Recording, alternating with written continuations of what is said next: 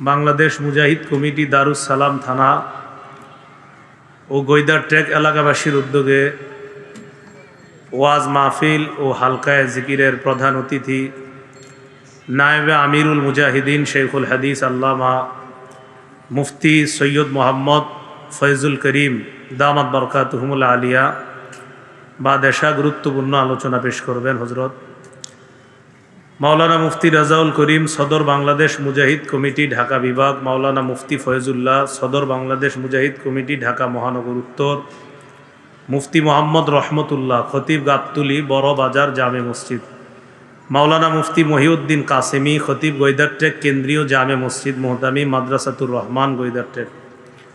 বিশেষ অতিথি আলহাজ মোহাম্মদ মাইনুল হোসেন খান নিখিল এমপি, মাননীয় সংসদ সদস্য ঢাকা 14, আলহাজ মোহাম্মদ আবু ইউসুফ সভাপতি ইসলামী আন্দোলন বাংলাদেশ দারুস সালাম থানা, আমন্ত্রিত ওলামায়ে কেরাম, আমন্ত্রিত অতিথিবৃন্দ, সম্মানিত সভাপতি জনাব মোহাম্মদ আবু রায়হান, চেয়ারম্যান রোজিনা এন্টারপ্রাইজ, বিশিষ্ট ব্যবসায়ী সমাজসেবক গৈদার ট্রেক গাবতলী ঢাকা, উপস্থিত হজরত ওলামায়ে কেরাম, মুসলমান ভাইরা,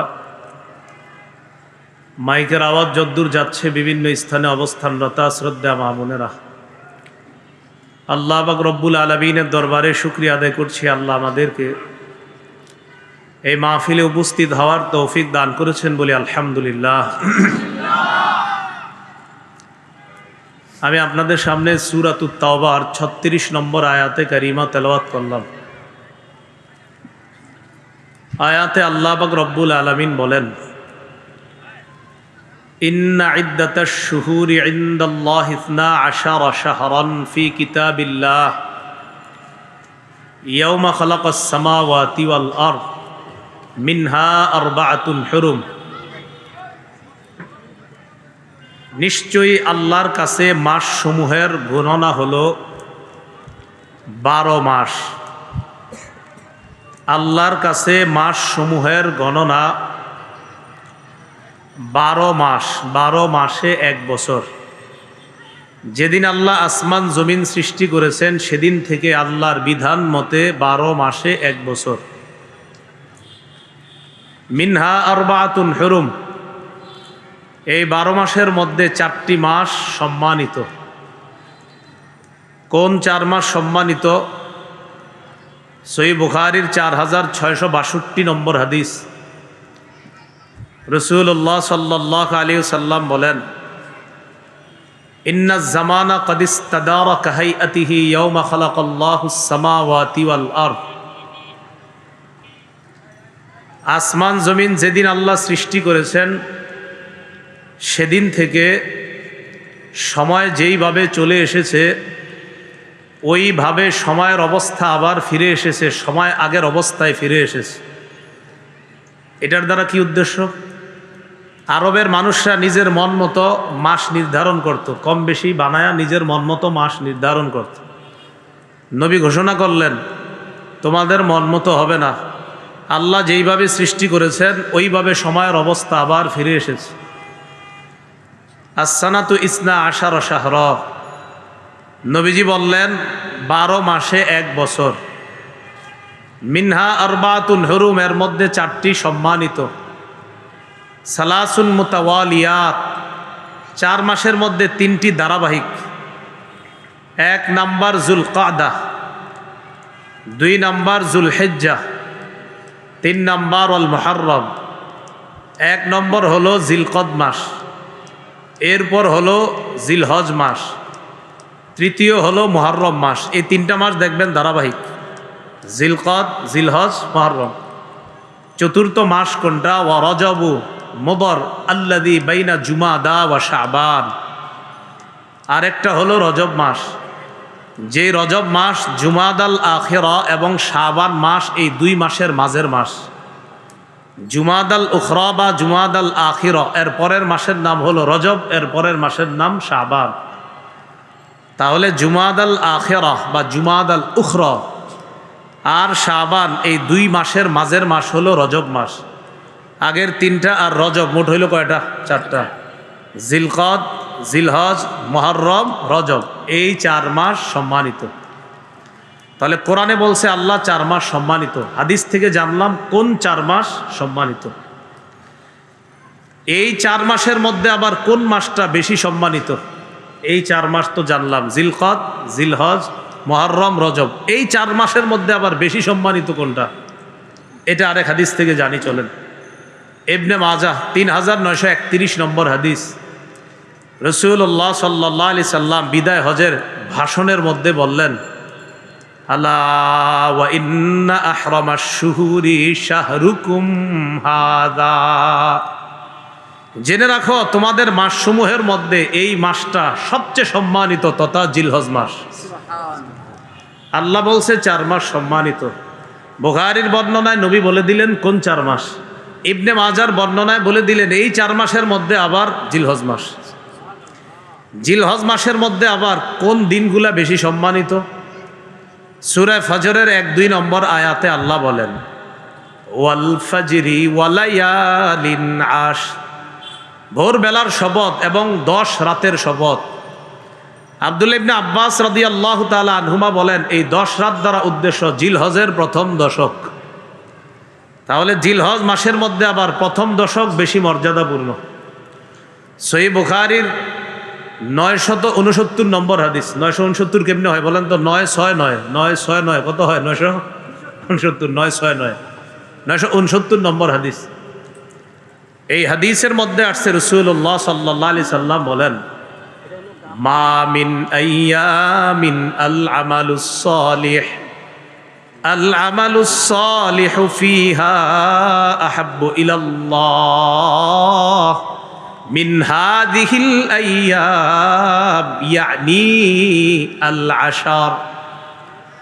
রাসূলুল্লাহ সাল্লাল্লাহু আলাইহি সাল্লাম বলেন, যেই দিনগুলোতে মানুষ ইবাদত করে, নেক আমল করে, নেক আমল যেই দিনগুলোতে মানুষ করে, জিলহজ মাসের প্রথম দশকের নেক আমলের মতো এত দামি নেক আমল আল্লাহর কাছে অধিক প্রিয় আর কোনো নেক আমল নাই। এই 10 দিনের নেক আমল আল্লাহর কাছে এত দামি।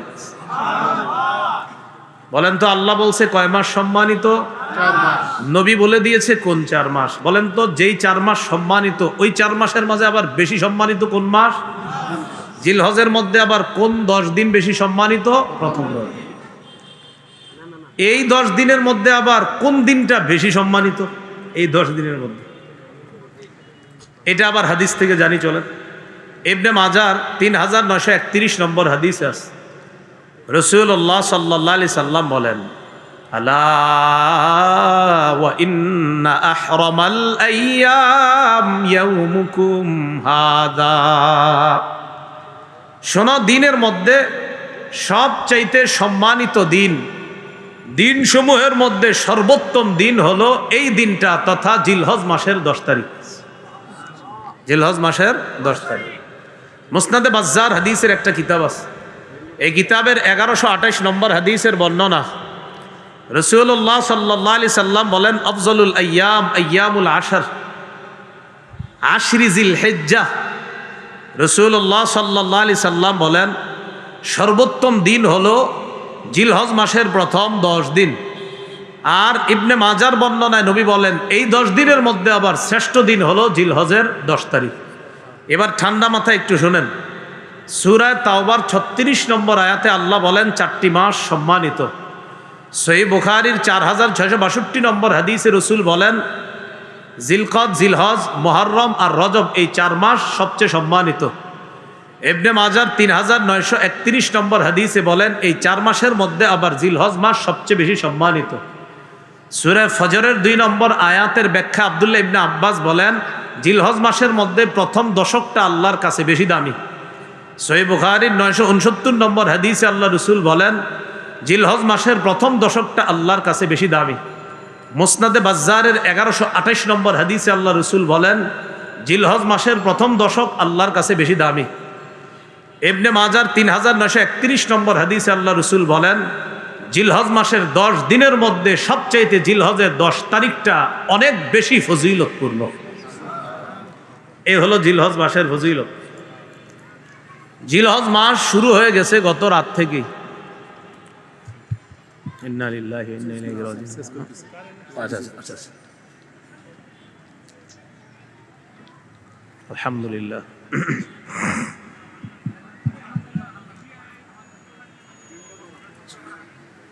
আল্লাহ, তো বলছিলাম জিলহজ মাস, এই জিলহজ মাসের ফজিলত আমরা জানলাম, জিলহজ মাসের গুরুত্ব আমরা জানলাম।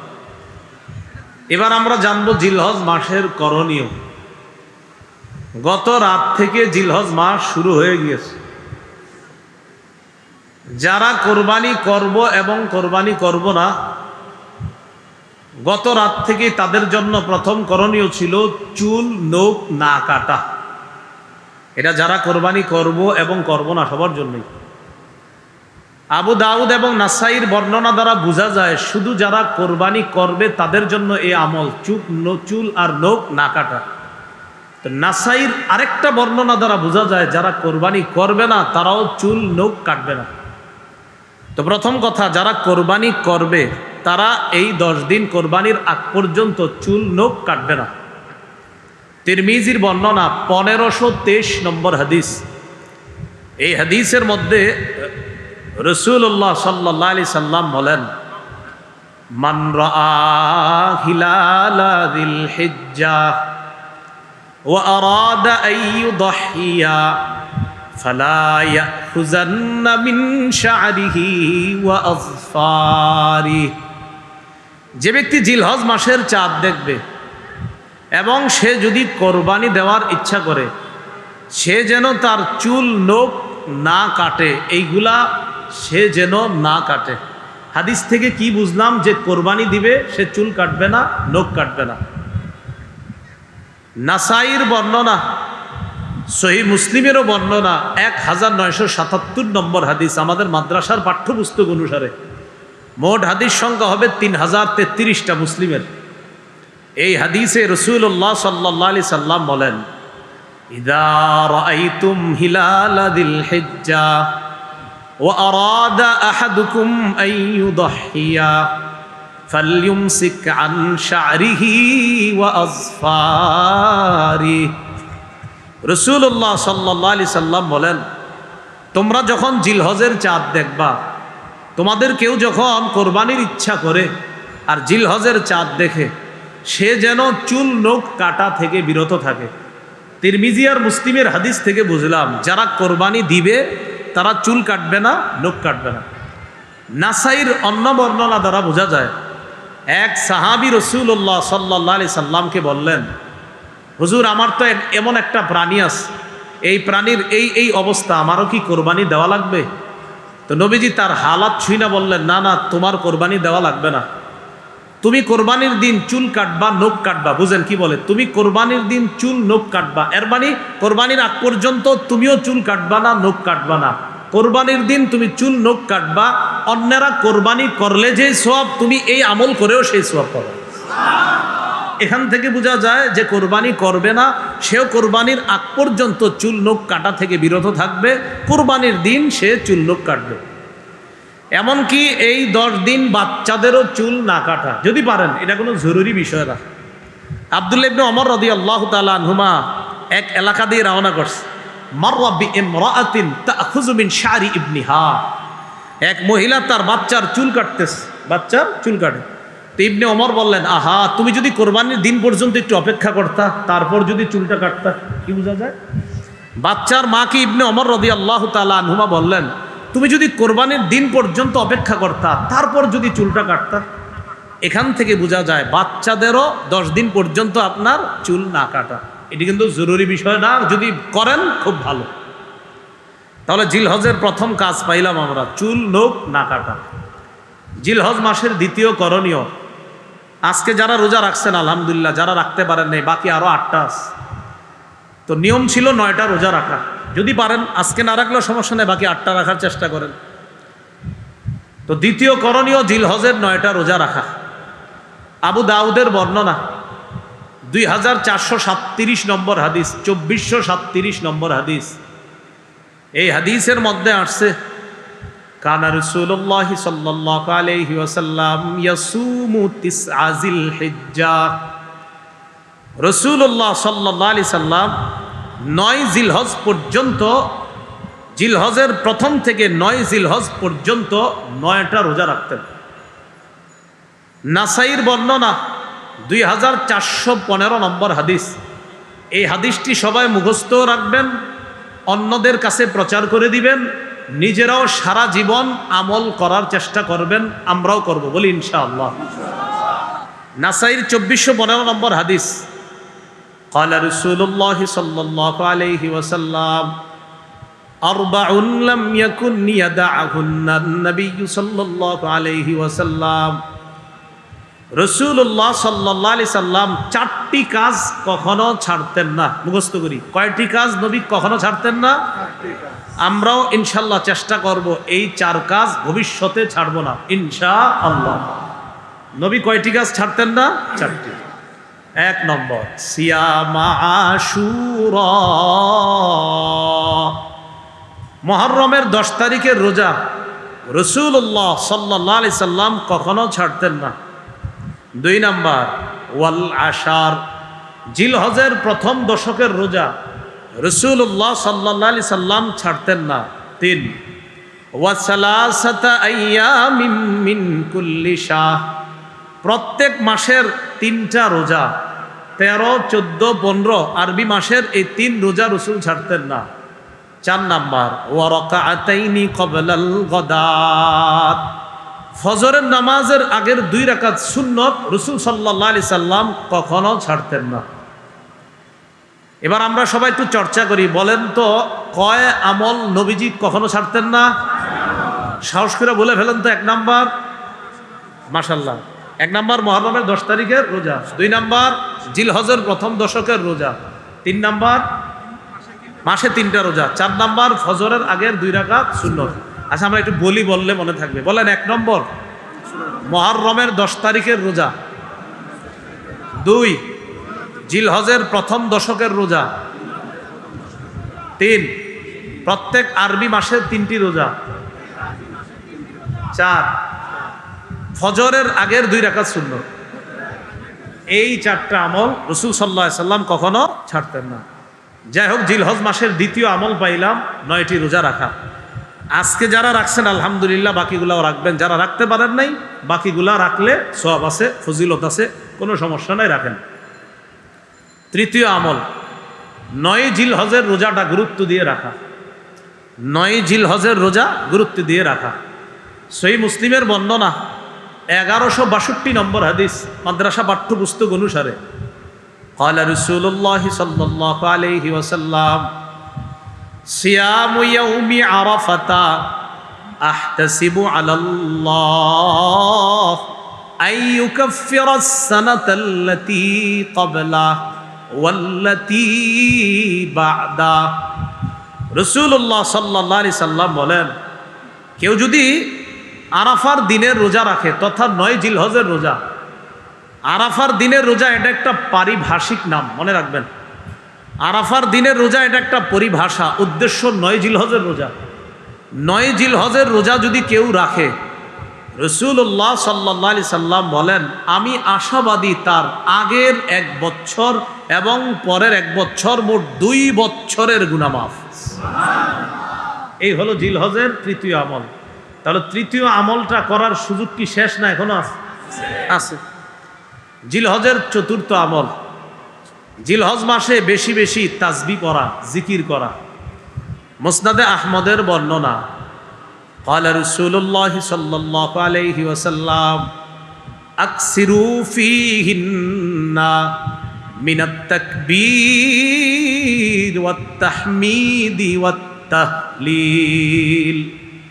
রাসূলুল্লাহ সাল্লাল্লাহু আলাইহি সাল্লাম বলেন, জিলহজ মাসে বেশি বেশি আল্লাহু আকবার বলবা, বেশি বেশি সুবহানাল্লাহ পড়বা, বেশি বেশি লা ইলাহা ইল্লাল্লাহ পড়বা, বেশি বেশি আলহামদুলিল্লাহ পড়বা। উদ্দেশ্য হলো জিলহজ মাসে বেশি বেশি জিকির করা। জিকির করার জন্য অজুও করার প্রয়োজন নাই, চলতেছেন, ফিরতেছেন, দাঁড়িয়ে বসে শুয়ে জিকির করতে পারবেন।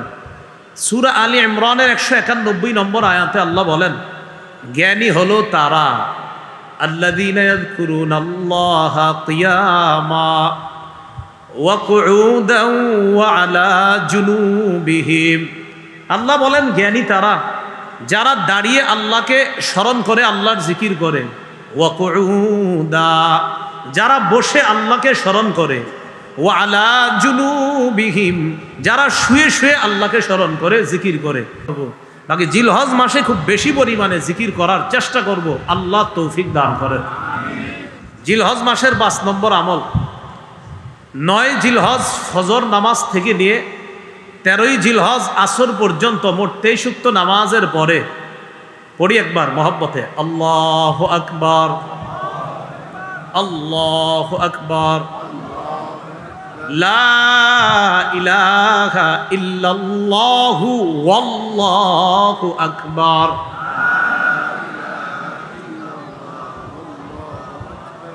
আল্লাহু আকবার। কি বলছি বুঝে আসছে? লা ইলাহা ইল্লাল্লাহু ওয়াল্লাহু আকবার, আল্লাহু আকবার ওয়ালিল্লাহিল হামদ। আল্লাহু আকবার, আল্লাহু আকবার, লা ইলাহা ইল্লাল্লাহু ওয়াল্লাহু আকবার, আল্লাহু আকবার ওয়ালিল্লাহিল হামদ। 9 জিলহজ ফজর থেকে নিয়ে 13ই জিলহজ আসর পর্যন্ত পুরুষরা উচ্চ আওয়াজে একবার, নারীরা নিম্ন আওয়াজে একবার পাঠ করবে। এই 23 উক্ত নামাজের মাঝে কারো কোনো নামাজ যদি কাজা হয়ে যায়, কারো যদি 9 জিলহজ ফজর থেকে নিয়ে 13ই জিলহজ আসর পর্যন্ত কোনো অক্ত নামাজ কাজা হয়, আর ওই কাজা নামাজটা যদি আপনি এই 5 দিনের মধ্যে আদায় করেন, আমি আবারও বলছি, 9 জিলহজ থেকে নিয়ে 13ই জিলহজ পর্যন্ত যেই নামাজগুলার পরে তাকবীরে তাশরিক পড়তে হয়, এই নামাজগুলার কোনো এক উক্ত নামাজ যদি উজরের কারণে কারো কাজা হয়ে যায়, আপনি কোনো কারণে এক উক্ত নামাজ কাজা হয়ে গেছে, এর মানে আপনি তাকবীরে তাশরিকটাও দিতে পারেন নাই, নামাজ কাজা মানে তাকবীরও তো দেন নাই। এখন যদি এই 5 দিনের মধ্যে আপনি তাকবীরে তাশরিকের দিনগুলা চলার মধ্যেই যদি ওই উক্ত নামাজের কাজাটা পড়েন, তাহলে কাজা নামাজের পরে এই তাকবীরটাও পড়তে হবে। আল্লাহ জানে বুঝছেন নি সবাই? আমি আশাবাদী বুঝছেন। এরপরে দৃষ্টান্ত দিই, 9 জিলহজ থেকে 13ই জিলহজ পর্যন্ত কথার কথা কারো জোহরের নামাজ কাজা হয়ে গেছে একদিন, এই জোহরের কাজা নামাজটা যদি সে এই 13ই জিলহজের আগেই আদায় করে, তাহলে তার এই নামাজের পরে ওই যে তাকবীরে তাশরিকটা ছুটে গেছিল, এটাও তার আদায় করতে হবে। এবার বুঝে আসছে না সবার? এই হলো আপনার 5ম আমল জিলহজ মাস। জিলহজ মাসের 6 নম্বর আমল, কোরবানির দিন কোরবানি করা, তথা 10ই জিলহজ কোরবানি করা। 10ই জিলহজ নফল এবাদতের মধ্যে তথা ফরজ এবাদতের পরে, ফরজ এই জায়গায় নফল মানে উদ্দেশ্য আবার কোরবানি নফল এমন না, ফরজ এবাদতের পরে 10ই জিলহজ রক্ত প্রবাহিত করা আল্লাহর কাছে সবচাইতে শ্রেষ্ঠ এবাদত। আল্লাহর জন্য রক্ত প্রবাহিত করা তথা কোরবানি দেওয়া, এই হলো আপনার 6 নম্বর আমল জিলহজ মাসে। জিলহজ মাসের 7 নম্বর আমল, সবচাইতে গুরুত্বপূর্ণ আমল, সেটা হলো যাদেরকে আল্লাহ সামর্থ্য দিয়েছে তারা হজ করা। সূরা আলী ইমরানের 97 নম্বর আয়াতে আল্লাহ পাক রব্বুল আলামিন বলেন, ওয়ালিল্লাহি আলান নাসি হিজ্জুল বাইতি মান ইসতাতা ইলাইহি সাবিলা। যারা কাবা পর্যন্ত পৌঁছার সামর্থ্য রাখে, যাদেরকে আল্লাহ এই পরিমাণ সামর্থ্য দান করেছে যে তারা প্রয়োজনের অতিরিক্ত অর্থ সম্পদ দিয়ে কাবায় গিয়ে আবার দেশে ফিরে আসার সামর্থ্য রাখে, তাদের জন্য আল্লাহকে খুশি করার জন্য এদের উপর হজ করা ফরজ। হাদিসে কুদসির মধ্যে আল্লাহ পাক রব্বুল আলামিন বলেন, সহিহ ইবনে হিব্বান হাদিসের কিতাবে আসছে, আল্লাহ পাক রব্বুল আলামিন বলেন, ইন্না আবদান সাহহাহতু লাহু জিসমা ওয়া ওয়াসসা'তু আলাইহি ফিল মাঈশা তামজি আলাইহি খামসাতু আ'ওয়াম লা ইয়াফিদু ইলাইয়া লামাহরুম। আল্লাহ বলেন, আমি যাকে সুস্থ রাখলাম আর যাকে এই পরিমাণ সামর্থ্য দান করলাম যে আমার ঘর পর্যন্ত আসার সামর্থ্য আমি তাকে দিয়েছি, এইভাবে 5 বছর কেটে গেছে সে আমার ঘরে হজ করতে আসে না। কোনো বান্দার শরীর সুস্থ রাখলাম, তাকে আমি এই পরিমাণ সামর্থ্য দিছি যে সে হজ করতে পারত, 5 বছর হয়ে গেছে সে হজ করে না। আল্লাহ বলেন লামাহরুম, সে হতবাগা, সে কপাল পোড়া, সে বঞ্চিত।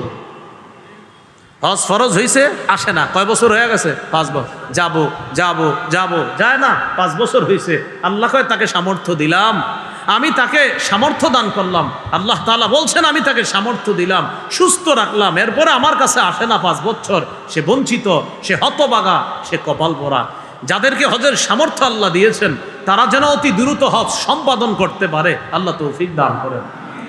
সহিহ মুসলিমের বর্ণনা 1337 নম্বর হাদিস, 1337 মাদ্রাসা পাঠ্যপুস্তক অনুসারে রাসূলুল্লাহ সাল্লাল্লাহু আলাইহি সাল্লাম বলেন, قد فرض عليكم الحاج وفي رواية إن الله كتب عليكم الحاج فحجوا। রাসূলুল্লাহ সাল্লাল্লাহু আলাইহি সাল্লাম বলেন, তোমাদের উপর হজ ফরজ করা হয়েছে। অন্য বর্ণনায় নবী বলেন, আল্লাহ তোমাদের উপর হজ ফরজ করেছেন, ফাহুজ্জু, তোমরা হজ করো। ফাকালা রাজুলুন আকুল্লা আমিন ইয়া রাসূলুল্লাহ। এক ব্যক্তি রাসূলুল্লাহ সাল্লাল্লাহু আলাইহি সাল্লামের কাছে জানতে চাইলেন, হে আল্লাহর হাবিব, হজ কি প্রতি বছর ফরজ? ফাসাকাতা, রাসূলুল্লাহ সাল্লাল্লাহু আলাইহি সাল্লাম চুপ রইলেন। নবী বললেন, তোমাদের উপর হজ ফরজ করা হয়েছে যাদের সামর্থ্য আছে, অতএব তোমরা হজ করো। একজন প্রশ্ন করলেন, হুজুর হজ কি প্রতি বছর ফরজ? নবীজি চুপ রইলেন। হাত্তা ক্বালাহা সালাসা, এই প্রশ্নটা তিনি 3 বার করলেন। এরপর নবী বললেন, লাউ কুলতু নাআম লাওয়াজাবাত ওয়ালামাসতাতাতুম, আমি যদি তোমার প্রশ্নের জবাবে বলতাম হ্যাঁ, তুমি যে আমার 3 বার প্রশ্ন করলা প্রতি বছর হজ ফরজ কিনা, আমি যদি বলে ফেলতাম হ্যাঁ, তাহলে প্রতি বছর সামর্থ্যবানদের জন্য হজ ফরজ হয়ে যেত, আর এটা তোমরা করতে পারতা না। কেন তোমরা আমাকে এত প্রশ্ন করো? যারুনি মা তারাকতুকুম, আমি যতটুকু বলি এতটুকু মেনে নাও, তোমরা বেশি প্রশ্ন করবা না। فإنما هلك من كان قبلكم بكثرة سؤالهم واختلافهم على أنبيائهم, তোমাদের পূর্ববর্তী জাতি বেশি প্রশ্ন করার কারণে আর নবীদের সাথে বেশি মতভেদ করার কারণে ধ্বংস হয়ে গেছে। আমার এত প্রশ্ন করবা না, বলছি হজ ফরজ, এত প্রশ্ন কেন করো? প্রত্যেক বছর হজ ফরজ, আমি নবী যদি বলে ফেলতাম হ্যাঁ, সামর্থ্যবানরা প্রতি বছর হজ করা লাগতো, আর এটা কষ্টকর হয়ে যেত। আবু দাউদের বর্ণনা 1721 নম্বর হাদিস, রাসূলুল্লাহ সাল্লাল্লাহু আলাইহি সাল্লামের একজন সাহাবী নাম আকরা ইবনে হাবিস, আকরা ইবনে হাবিস সাআলান নবী সাল্লাল্লাহু আলাইহি ওয়াসাল্লাম আল হজ্জু ফি কুল্লি সানাতিন আও মাররাতান ওয়াহিদা। রাসূলুল্লাহ সাল্লাল্লাহু আলাইহি সাল্লামের কাছে প্রশ্ন করলেন, হুজুর হজ কি প্রতি বছর ফরজ নাকি একবার জীবনে? নবীজি সাল্লাল্লাহু আলাইহি সাল্লাম জবাব দিলেন, বাল মাররাতান ওয়াহিদা, না, সামর্থ্যবানদের জন্য জীবনে একবার হজ ফরজ, প্রতি বছর না, বরং জীবনে কয়বার হজ ফরজ? একবার, সামর্থ্যবানদের জন্য হজ ফরজ। এরপর নবী বললেন, ফামান যাদা ফাহুয়া তাতাওউন, কেউ যদি একবারের বেশি হজ করে এটা নফল হবে, কেউ যদি একবারের বেশি হজ করে এটা কি হবে? নফল হবে। এই হলো আপনার হজের ফরজিয়ত। যাদেরকে সামর্থ্য দিছে তারা হজ করা। ভাই, যাদের সামর্থ্য আছে তাড়াতাড়ি হজ করেন। ইবনে মাজার বর্ণনা 2883 নম্বর হাদিস, 2883 এই হাদিসের মধ্যে আছে, ক্বালা রাসূলুল্লাহ সাল্লাল্লাহু আলাইহি ওয়াসাল্লাম মান আরাদাল হজ্জা ফালইয়াতাআজ্জাল, যে ব্যক্তি হজের ইচ্ছা করেছে সে যেন তাড়াতাড়ি হজ করে। ফাইন্নাহু ক্বাদ ইয়ামরাদুল মারিদ, হতে পারে সে অসুস্থ হয়ে যাবে, এই বেটা অসুস্থ হয়ে যেতে পারে হজ করেন না করার কারণে। এমন হয়ে যেতে পারে যে তার সামর্থ্য আছে, হজে যাবে, যায় না, আগামী বছর যাব, যায় না, আগামী বছর যাব, যায় না। নবী কয়, আরে তুমি তো অসুস্থ হয়ে যেতে পারো। ওয়া তাদিল্লুদ দাল্লা, বাহন হারিয়ে যেতে পারে। ওয়া তারিদুল হাজা, প্রয়োজন এসে যেতে পারে, তখন আর তুমি হজ করতে চাইলেও করতে পারবা না। দেখেন, করোনার আগে অনেক মানুষ হজের টাকা জমাইছে, করোনা আসলো, হজ বন্ধ করে দিল, যেতে পারলো না, আত্মীয় স্বজন বিপদে পড়লো, তাদেরকে টাকা বিলিয়ে দিল। দেখেন, নবী বলছে প্রয়োজন যে কখন আসবে তুমি কিন্তু জানো না, তাই হজের ইচ্ছা করলে তাড়াতাড়ি হজ করে ফেলো। আমরা কি কেউ জানতাম করোনা আসবে? তাহলে দেখেন, এই জন্য যাদের হজ ফরজ, ভাই হজটা করে ফেলেন। আব্দুল্লাহ ইবনে আব্বাস রাদিয়াল্লাহু তাআলা আনহুমার বর্ণনা, সহিহ ইবনে খুজাইমার বর্ণনা, রাসূলুল্লাহ সাল্লাল্লাহু আলাইহি সাল্লামের এই বিশিষ্ট সাহাবী বলেন, তাআজ্জালু ইলাল হজ্জি ইয়ানি আল ফরিদা, তোমরা তাড়াতাড়ি হজ করো। ফাইন্না আহাদাকুম লা ইয়াদরি মা ইয়ারিদুলা, তোমাদের কেউ জানে না কোন প্রয়োজন তার সামনে এসে যেতে পারে, তাই প্রয়োজন আসার আগে হজ আদায় করে ফেলো। বলেন তো হজে গেলে আল্লাহর একটা শ্রেষ্ঠ ঘর দেখতে পাই, এটাকে কি বলে? কাবা। বলেন কি বলে? কাবা। রাসূলুল্লাহ সাল্লাল্লাহু আলাইহি সাল্লামের সাহাবী আব্দুল্লাহ ইবনে ওমর রাদিয়াল্লাহু তাআলা আনহুমার বর্ণনা, তিনি বলেন, মুসান্নাফ আব্দুর রাজ্জাক নামে হাদিসের একটা কিতাব আছে, 8817 নম্বর হাদিস। قال رسول الله صلى الله عليه وسلم استمتعوا بهذا البيت فقد هدم مرتين ويرفع في الثالثة। রাসূলুল্লাহ সাল্লাল্লাহু আলাইহি সাল্লাম বলেন, হজ উমরার মাধ্যমে এই কাবা ঘরের থেকে তোমরা তাড়াতাড়ি উপকৃত হও। হজের মাধ্যমেও কাবার থেকে উপকৃত হও, উমরায় যে কাবার দ্বারা উপকৃত হও। মনে রাখবা, ফাকাদে হুদিমা মাররাতাইন, কাবা দুইবার ধ্বংস করা হয়েছে। ওয়ায়ুরফাউ ফিস সালিসা, তৃতীয়বার ধ্বংস করার পর কাবা কিন্তু উঠিয়ে নেওয়া হবে। তাই কাবা উঠিয়ে নেওয়ার আগে তাড়াতাড়ি হজে যাও, উমরায় গিয়ে ওই কাবার দ্বারা উপকৃত হওয়ার চেষ্টা করো। আল্লাহ আমাদের সকলকে, যাদের হজের তৌফিক হয়েছে এখনো যাইতেছি না আমরা, হজের সামর্থ্য আছে যাইতেছি না, আল্লাহ দ্রুত হজ করার তৌফিক দান করেন। ওমর ইবনুল খাত্তাব রাদিয়াল্লাহু তাআলা আনহুর বর্ণনা, তাফসীর ইবনে কাসীরের মধ্যে মুহাম্মদ ইবনে কাসীর রাহমাতুল্লাহি আলাইহি এই বর্ণনাটা আনছেন। তিনি বলেন, قال عمر بن الخطاب رضي الله تعالى عنه من أطاق الحج فلم يحج فسواء عليه أن يموت يهوديا أو نصرانيا। কোন ব্যক্তি হজের সামর্থ্য হলো কিন্তু হজ করলো না, সে ইহুদি হয়ে মারা যাক অথবা খ্রিস্টান হয়ে মারা যাক, এতে আল্লাহর কিছু আসে যায় না। যে ব্যক্তি হজের সামর্থ্য পাওয়ার পরেও সে হজে যায় না, যে ব্যক্তি হজে যাওয়ার যোগ্যতা অর্জন করেছে, হজে যাওয়ার সামর্থ্যবান হয়েছে কিন্তু হজে যায় না, এই ব্যক্তি ইহুদি হয়ে মারা যাক অথবা খ্রিস্টান হয়ে মারা যাক, এতে আল্লাহর কিছু আসে যায় না। নাউজুবিল্লাহ, আওয়াজ দিয়ে বলি। আল্লাহ আমাদের সকলকে, আমরা যেন হজ করতে পারি, সকলকে আল্লাহ তৌফিক দান করেন। যাদের টাকা আছে, অর্থ এই বর্তমানে আছে, তারা তো করবো, যাদের অর্থ নাই তারাও নিয়ত করেন যেন আল্লাহ ব্যবস্থা করে দেয়। অনেকে আবার হজে না গিয়ে নিজের সন্ন্যাস দাবি করে, আমি সন্ন্যাসী তাই হজে যাবো না। উনি সন্ন্যাসী, উনি আল্লাহর ওলি, এই জন্য হজে যাবে না। উনি কি সুন্দর কথা, উনি সন্ন্যাসী, হজে গেলে মানুষ দেখে ফেলবে, মানুষ বলবে এই লোকটা কাবার সামনে আসছে, এই জন্য মানুষকে দেখানো, যেহেতু মানুষ দেখে ফেলবে এই জন্য উনি হজে যাবে না, এটা সন্ন্যাসগিরি। মুসনাদে আহমদে আসছে, রাসূল সাল্লাল্লাহু আলাইহি সাল্লাম বলেন, হজ না কইরা সন্ন্যাসগিরির কোনো স্থান ইসলামের মধ্যে নাই। আবু দাউদের বর্ণনা 1729 নম্বর হাদিস। এই হাদিসের মধ্যে রাসূলুল্লাহ সাল্লাল্লাহু আলাইহি সাল্লাম বলেন, লা সরুরতা ফিল ইসলাম, হজ না করে ইসলামের মধ্যে কোনো বিরাগ্যতা করা, কোনো বৈরাগ্যতা দেখানো, এটার স্থান ইসলামের মধ্যে নাই। তাহলে বলেন তো, হজ ফরজ, সামর্থ্যবান হওয়ার পরেও এই ফরজ হজ অস্বীকার করে কেউ যদি বলে আমি বৈরাগী হয়ে গেছি, আমি সন্ন্যাসী হয়ে গেছি, হজে গেলে মানুষ আমাকে দেখবে, এটা কি বলেন, এটা কি বৈরাগ্যতা নাকি ভণ্ডামি? ওনার হজ ফরজ হিসেবে যায় না কেন? মানুষ দেখে ফেলবে, এই জন্য যায় না। রাসূল বলেন এই জাতীয় সন্ন্যাসগিরি ইসলামের মধ্যে নাই। আল্লাহ আমাদেরকে বুঝার তৌফিক দান করেন। এবার মন দিয়ে 11টা কথা শুনবেন। কয়টা? এতক্ষণ আলোচনা এক অংশ গেল, এখন সর্বশেষ 11টা কথা মন দিয়ে শুনেন। 1 নাম্বার, হজের ফজিলত। এই হজের ফজিলতের ক্ষেত্রে 4টি হাদিস বলতেছি, মন দিয়ে শুনেন। তিরমিজির বর্ণনা 811 নম্বর হাদিস।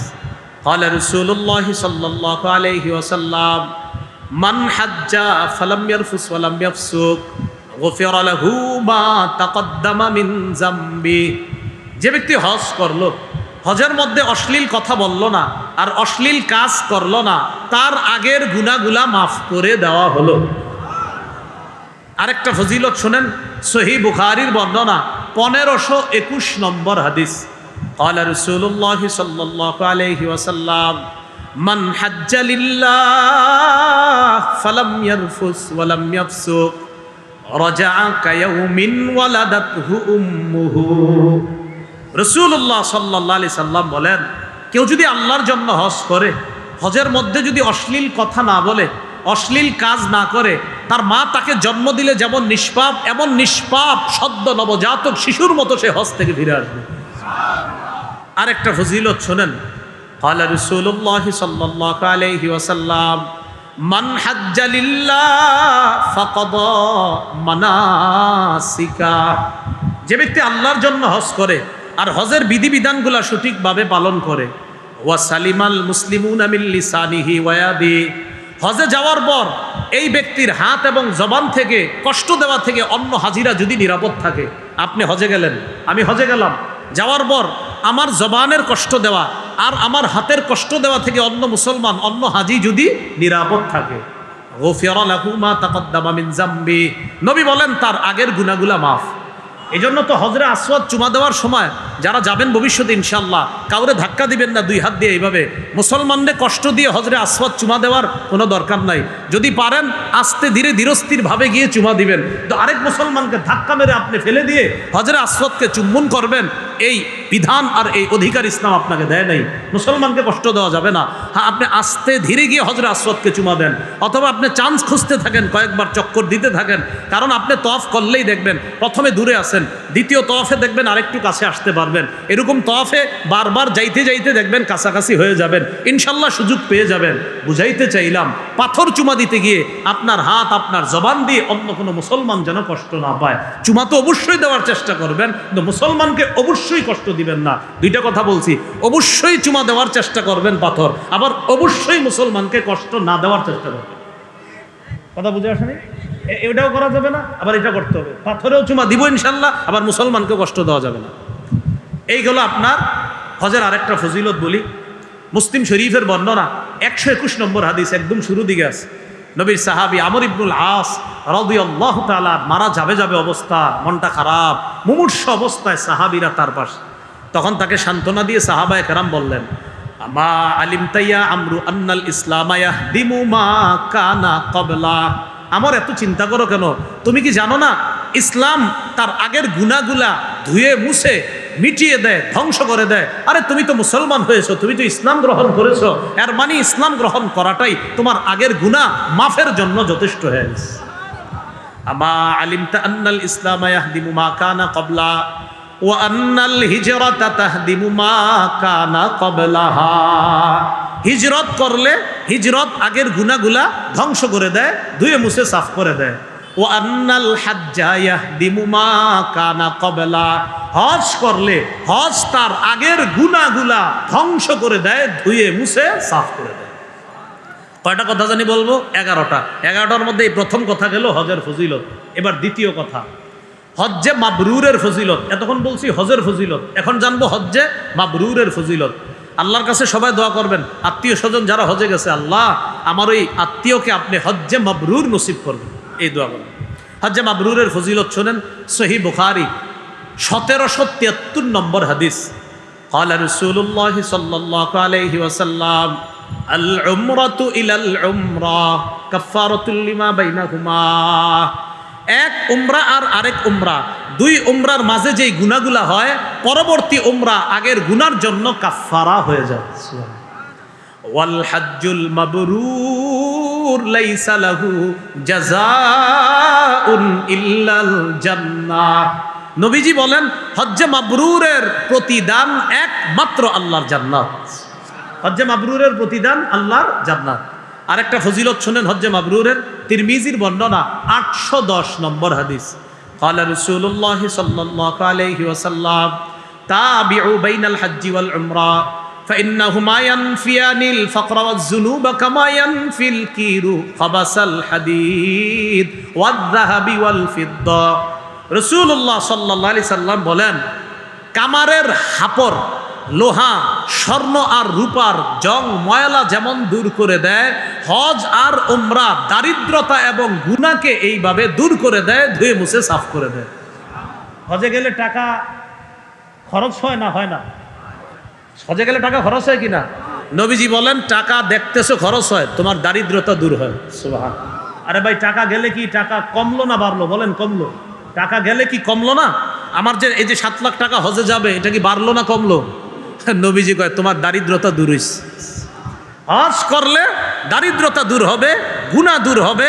যেমন কামারের হাপর, লোহার ময়লা জং, স্বর্ণ রূপার ময়লা জং দূর করে দেয়, হজ করলে দারিদ্রতা এবং গুনাহগুলাকে এইভাবে ধুয়ে মুছে সাফ করে দেয়।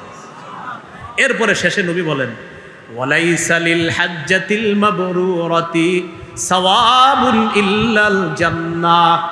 হজ্জে মাবরুরের প্রতিদান সওয়াব একমাত্র আল্লাহর জান্নাত। হজ্জে মাবরুর যদি আল্লাহ কাউকে নসিব করে, তার সওয়াব, তার প্রতিদান সেটা মরার পরেই আল্লাহর জান্নাতের মেহমান। হজ্জে মাবরুর কি জিনিস? সাহাবীরা প্রশ্ন করছে, ওয়া মা বিররুহু ইয়া রাসূলুল্লাহ। হুজুর, হজের মধ্যে মাবরুর জিনিসটা কি, বীর জিনিসটা কি, সদাচার কি? নবীজি বললেন, ইতআমুত তাআম ওয়া তিবুল কালাম। হজের মধ্যে অন্য হাজি সাহেবকে খাওয়ানো আর উত্তম কথা বলা, ওই হজটা আশা করা যায় হজ্জে মাবরুর হিসাবে কবুল হবে। হজে গিয়ে হাজি সাহেবরে খাওয়াবেন আর সুন্দর কথা বলবেন, তো আশা করা যায় এই হজ্জে মাবরুর হিসাবে আল্লাহ কবুল করবেন। এই গেল 2 নম্বর কথা। 3 নম্বর কথা, হজ্জে মাবরুর হলো সবচাইতে শ্রেষ্ঠ আমল। হজ্জে মাবরুর সবচাইতে শ্রেষ্ঠ আমল। সহিহ বুখারীর বর্ণনা, 26 নম্বর হাদিস। সুইলা রাসূলুল্লাহ সাল্লাল্লাহু আলাইহি ওয়াসাল্লাম আইয়ুল আমালি আফজালু ইয়া রাসূলুল্লাহ। রাসূলুল্লাহ সাল্লাল্লাহু আলাইহি সাল্লামকে প্রশ্ন করা হলো, কোন আমল সবচাইতে শ্রেষ্ঠ? নবীজি বললেন, ঈমানুন বিল্লাহি ওয়া রাসূলিহি। আল্লাহর প্রতি ঈমান আনা, রাসূলের প্রতি ঈমান আনা সবচাইতে শ্রেষ্ঠ আমল। কিলা সুম্মা মাযা, এরপর কোনটা? নবীজি বললেন, আল জিহাদু ফি সাবিলিল্লাহ। এরপর শ্রেষ্ঠ আমল হলো আল্লাহর রাস্তায় জিহাদ করা। কিলা সুম্মা মাযা, এরপর শ্রেষ্ঠ আমল কোনটা? নবীজি বললেন, হাজ্জুন মাবরুর। হজ্জে মাবরুর যদি আল্লাহ কাউকে নসিব করে, এটা হলো এরপর সবচাইতে শ্রেষ্ঠ আমল, সবচাইতে শ্রেষ্ঠ ইবাদত। তাহলে হজ্জে মাবরুর এটা একটা শ্রেষ্ঠ ইবাদত। অন্য হাদিসের মধ্যে আসছে, নবীজি বলেন, হাজ্জাতুন বাররাতুন তাফজুলু সাইরাল আমাল কামা বাইনা মাতলিইশ শামসি ইলা মাগরিবিহা। সূর্যের উদয়স্থল অস্তস্থল তথা পূর্ব পশ্চিমের দূরত্ব যতটা, হজ্জে মাবরুরের ফজিলত অন্য আমলের তুলনায় আল্লাহর কাছে এই পরিমাণ দূরত্ব। হজ্জে মাবরুর। আল্লাহ আমাদের সকলকে হজ্জে মাবরুর যেন করতে পারি তৌফিক দান করেন। 4 নাম্বার, বলেন আমার সাথে, মহিলাদের বলেন, শ্রেষ্ঠ জিহাদ হজ্জে মাবরুর। আবার মহিলাদের শ্রেষ্ঠ জিহাদ হজ্জে মাবরুর। সহিহ বুখারীর বর্ণনা, 1520 নম্বর হাদিস। আম্মাজান আয়েশা সিদ্দিকা রাদিয়াল্লাহু তাআলা আনহা রাসূলুল্লাহ সাল্লাল্লাহু আলাইহি সাল্লামকে জিজ্ঞাসা করলেন, নারাল জিহাদা আফজালাল আমাল আফালা নুজাহিদু ইয়া রাসূলুল্লাহ। হুজুর, আমরা তো জিহাদকে শ্রেষ্ঠ ইবাদত মনে করি, আমরা কি জিহাদ করব না? রাসূলুল্লাহ সাল্লাল্লাহু আলাইহি সাল্লাম বললেন, লা, না, তোমরা জিহাদ করবা না। নবীজি বললেন, তোমরা জিহাদ করবা না, নারীরা জিহাদ করবা না। ওয়ালাকিন্না আফজালাল জিহাদ আল হাজ্জু ওয়াল উমরা। তোমরা নারীরা যারা, তোমাদের শ্রেষ্ঠ জিহাদ হলো হজ করা, উমরা করা। হাজ্জুন মাবরুর, হজ্জে মাবরুর যদি তোমাদের নারীদেরকে আল্লাহ নসিব করে, এই হজ্জে মাবরুর করাটাই তোমাদের জন্য শ্রেষ্ঠ জিহাদ। তাহলে নারীদের জন্য শ্রেষ্ঠ জিহাদ কি করা? হজ্জে মাবরুর। قال رسول الله صلى الله عليه وسلم جهاد الكبير والضعيف والمرأة الحج والعمرة। রাসূলুল্লাহ সাল্লাল্লাহু আলাইহি সাল্লাম বলেন, বুড়া মানুষের জিহাদ, দুর্বলের জিহাদ, নারীর জিহাদ হলো হজ করা, উমরা করা। বৃদ্ধ মানুষের জিহাদ হজ করা, উমরা করা। দুর্বলের জিহাদ হজ করা, উমরা করা। ছোট মানুষের, আপনার বৃদ্ধের জিহাদ, নারীর জিহাদ হলো হজ করা, উমরা করা। এবার একটা মজার হাদিস বলি আপনাদেরকে।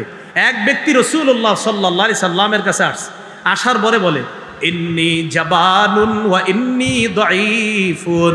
হুজুর, আমি ভীরু, আমি দুর্বল, আমি তো জিহাদ করতে পারি না। হুজুর, এমন জিহাদ আসেনি যে জিহাদ, আমি দুর্বল মানুষ কিন্তু আমি তো জিহাদে যাইতে ভয় পাই, আমার আসলেই দুর্বলতা, আমি কি করব হুজুর?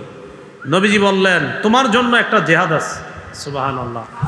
হালুম্মা ইলাল জিহাদিলা শাউকাতা ফি। আসো তুমি এমন জিহাদের দিকে, যে জিহাদে কোনো অস্ত্র শস্ত্রের প্রয়োজন হয় না, শত্রুর প্রয়োজন হয় না। এটা হলো আল হাজ্জু, হজ করা।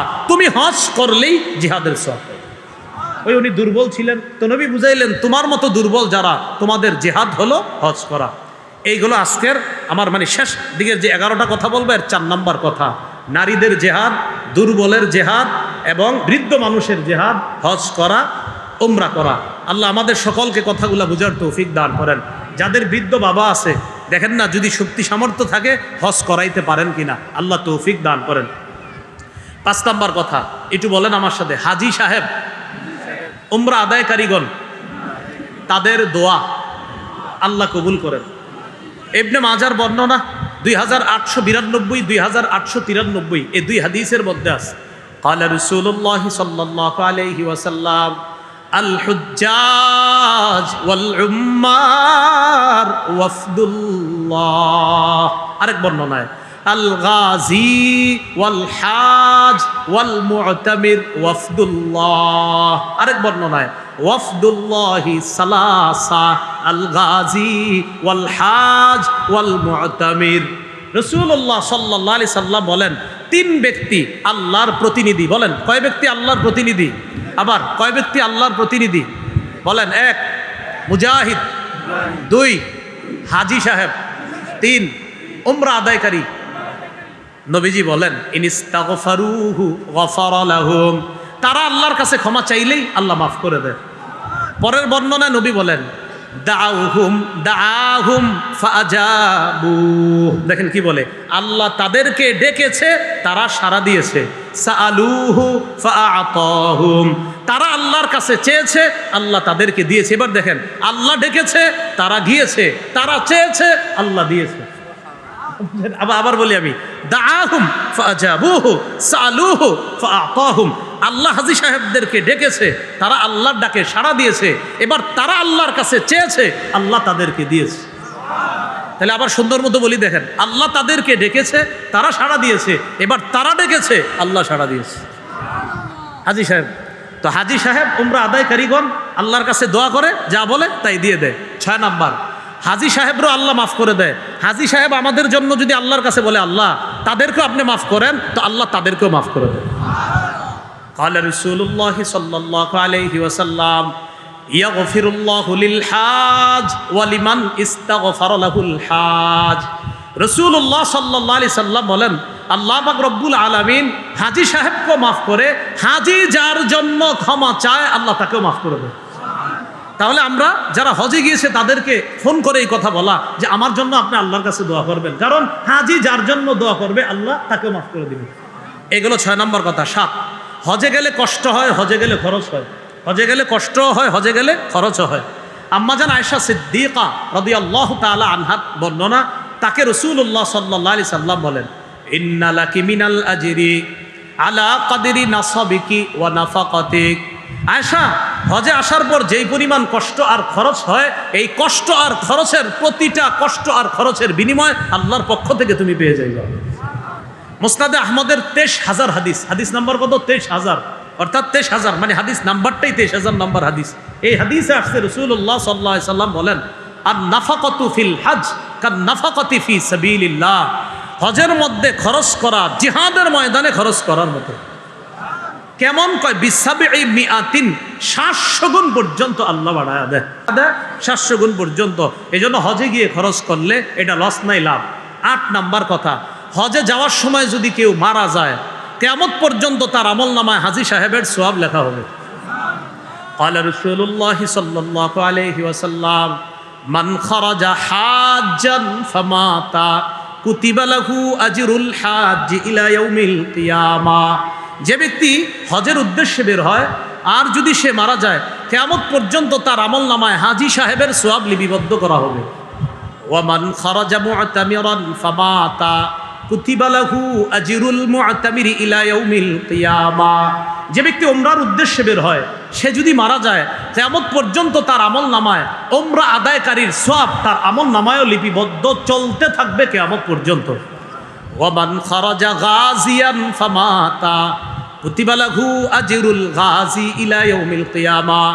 কেউ যদি জিহাদের উদ্দেশ্যে ঘর থেকে বের হয় আর যদি সে মারা যায়, কিয়ামত পর্যন্ত মুজাহিদের সওয়াব তার আমলনামায় লিপিবদ্ধ চলতে থাকবে। একটা মজার হাদিস আপনাদেরকে শোনাই। রসুলের সব হাদিসই তো মজার। রসুল সাল্লাল্লাহু আলাইহি ওয়াসাল্লামের সব হাদিসই কি মজার। মাঝে মাঝে মজার বলি মানে এটা বেশি মজা। সহিহ বুখারীর 1266, 1267। আরাফার ময়দানে নবীর পাশে এক সাহাবী। কোন জায়গায়? আরাফার ময়দানে। তো ওই জায়গায় এক সাহাবী নবীর পাশে, বাইনামা রাজুলুন ওয়াকিফুন মা রাসূলিল্লাহি সাল্লাল্লাহু আলাইহি ওয়াসাল্লাম বিআরাফা, এক ব্যক্তি আরাফার ময়দানে নবীর পাশে। ইদ ওয়াকা আন রাহিলাতি, লোকটা তার বাহন থেকে নিচে পড়ে ফাকসাতহু, ঘাড় মচকে লোকটা মারা গেছে। আমি আবার বলছি, আরাফার ময়দানে নবীর পাশে এক ব্যক্তি তার বাহন থেকে পড়ে গিয়ে ঘাড় মচকে মারা গেছে। মারা যাওয়ার পর এখন কি হবে? গোসল হবে, কাফন হবে। সাহাবায়ে কেরামকে নবী বললেন ইগসিলুহু বিমাইন ওয়া সিদরিন, তাকে বড়ই পাতা গরম পানিতে বড়ই পাতা গরম করে তাকে গোসল দাও, এক। দুই, ওয়াকাফিনুহু বিসাউবাইন, তাকে দুই কাপড় দিয়ে কাফন দাও। পুরুষে কয় কাপড় দিতে হয়? তিনটা। তো তাকে কয়টা দিতে বললেন নবী? দুইটা। তিন নাম্বার, ওয়ালা তুহান্নিতুহু, তাকে সুগন্ধি লাগাইবা না। চার নাম্বার, ওয়ালা তুখাম্মিরু রাসাহু, তার মাথাটা ঢাকবা না। তাহলে এক নাম্বার গোসল করাও, দুই নাম্বার দুই কাপড়ে কাফন পড়াও, তিন নাম্বার সুগন্ধি লাগাও না, চার নাম্বার মাথাটা ঢাকবা না। ফাইন্নাহু ইউবাসু ইয়াউমাল কিয়ামাতি মুলাব্বিয়া, কিয়ামতের ময়দানে সে লাব্বাইক আল্লাহুম্মা লাব্বাইক বলতে বলতে কবর থেকে উঠবে। তাহলে হজে গিয়ে মারা গেলে কি লস না লাভ? লাভ। তাহলে বলেন হজে গিয়ে, বলেন হজে গিয়ে বেঁচে গেলে লাভ, মরে গেলেও লাভ। বলেন বেঁচে গেলে নিষ্পাপ শিশু, মরে গেলে কিয়ামত পর্যন্ত সওয়াব, লস নাই। বাঁচলেও লাভ, মরলেও লাভ। এ হলো 8 নাম্বার। 9 নাম্বার, হজে গিয়ে তালবিয়া পাঠ করা, ওই যে লাব্বাইক আল্লাহুম্মা লাব্বাইক, এটা পাঠ করা। তিরমিজির বর্ণনা 827 নম্বর হাদিস। এই হাদিসের মধ্যে আসছে রাসূলুল্লাহ সাল্লাল্লাহু আলাইহি ওয়াসাল্লাম 827, 828, 829 সবগুলো হাদিসের মধ্যে একই তালবিয়ার বর্ণনা। নবীজি বলেন মামিন মুসলিমিন ইউলাব্বি ইল্লা লাব্বা মান আন ইয়ামিনিহি আও আন শিমালিহি মিন হাজারিন আও মাদারিন আও ওয়াবারিন, ওয়া ফি রিওয়ায়া মিন শাজারিন আও ওয়াবারিন আও মাদারিন। রাসূলুল্লাহ সাল্লাল্লাহু আলাইহি সাল্লাম বলেন, কোনো ব্যক্তি যখন তালবিয়া পাঠ করে তার পাশে গাছ পাতা বৃক্ষ রাজি মাটি ইত্যাদি যা আছে সবাই তার সাথে তালবিয়া পাঠ করতে পারে। এইগুলো 9 নাম্বার আলোচনা। 10 নাম্বার তওয়াফ করা। আবু দাউদের 1888 নম্বর হাদিসের মধ্যে আসছে রাসূলুল্লাহ সাল্লাল্লাহু আলাইহি সাল্লাম বলেন ইন্নামা জুইলা তাওয়াফু ওয়া বাইনা সাফা ওয়াল মারওয়া ওয়া রামিউল জিমার লিইকামাতি যিকরিল্লাহ। তওয়াফ করা, সাফা মারওয়ার মাঝখানে সাই করা এবং শয়তানকে কঙ্কর মারা, এগুলা সব আল্লাহর জিকিরের অন্তর্ভুক্ত, আল্লাহর স্মরণের অন্তর্ভুক্ত। রাসূলুল্লাহ সাল্লাল্লাহু আলাইহি সাল্লাম বলেন মান তাওফা উসবুআন, যে ব্যক্তি 7 বার তওয়াফ করে, অর্থাৎ 7 বার যে ব্যক্তি তওয়াফ করে, কানা কাইদলি রাকাবাতিন, একটা গোলাম আজাদ করার সওয়াব পেয়ে যায়। এগুলো 10 নাম্বার। সর্বশেষ আল্লাহু আকবার, আল্লাহু আকবার। 11 নম্বর হজরে আসওয়াদকে চুমা দেওয়া। আসসালামু আলাইকুম।